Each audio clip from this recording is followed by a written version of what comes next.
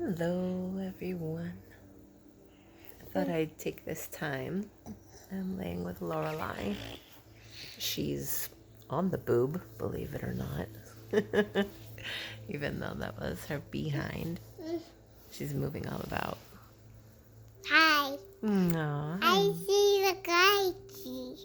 Hi, Mama. Hi, baby. Mama. Aww, I love Hi. you.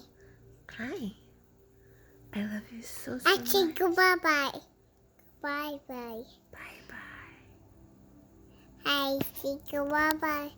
Fit in my foot. Your foot? What are you trying to do with your foot? Hi. You're supposed to be getting ready for nap. Yes. Yeah. Yeah.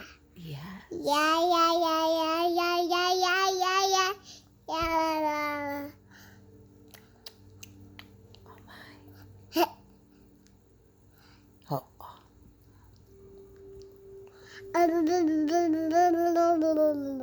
Oh my.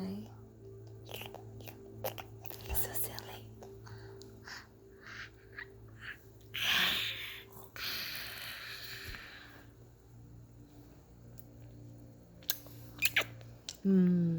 I love you, my little angel. Hi.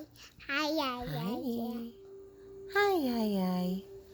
I love you so much. So much. So much. So here's our take 2 with something that I was so excited to share that I experienced.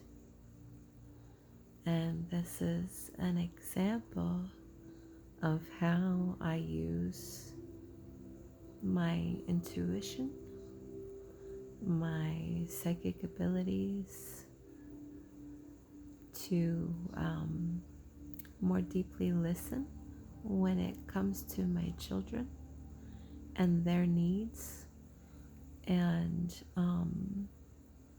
even understanding the things that they are holding or experiencing that they're not really aware that they're holding and experiencing. So, it's about taking that time to really drop beneath within and connecting to their energy and feeling and listening to what's really going on.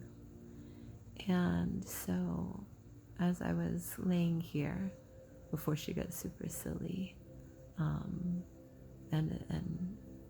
was nursing, I used that downtime to meditate and to connect with myself and my intuition.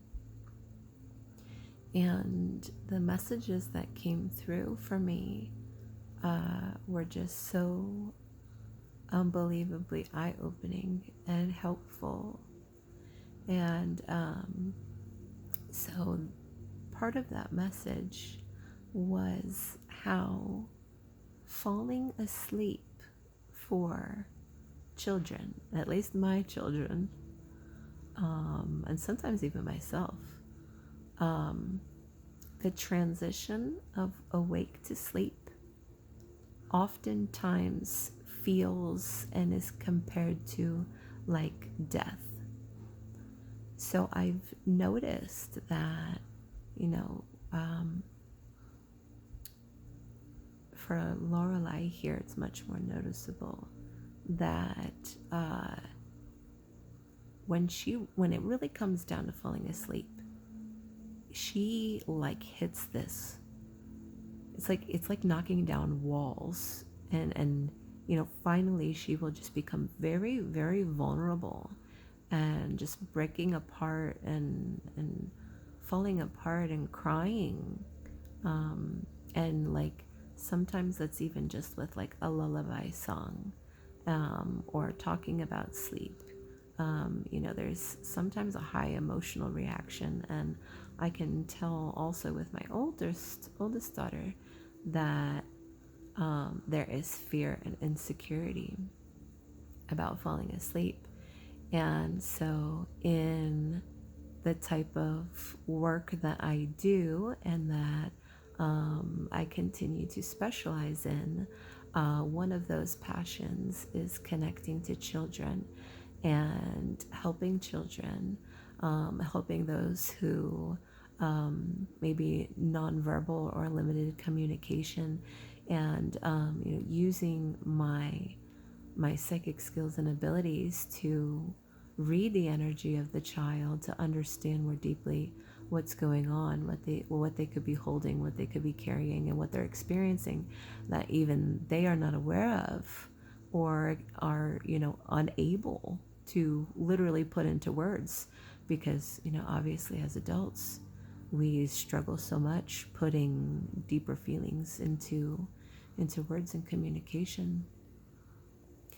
And so yeah, to get back on track here and move along, yeah, I'm noticing, there comes a great deal of vulnerability when it comes to the transition of going from wake to sleep. And because that shift in consciousness where we are fading away into sleep, it's compared to like a death. And so I'm gaining like further knowledge of what to do further into helping this transition from awake to sleep. One of this is connected. One of the new services that I'm working on providing and currently obtaining a certificate for is for an end-of-life death doula.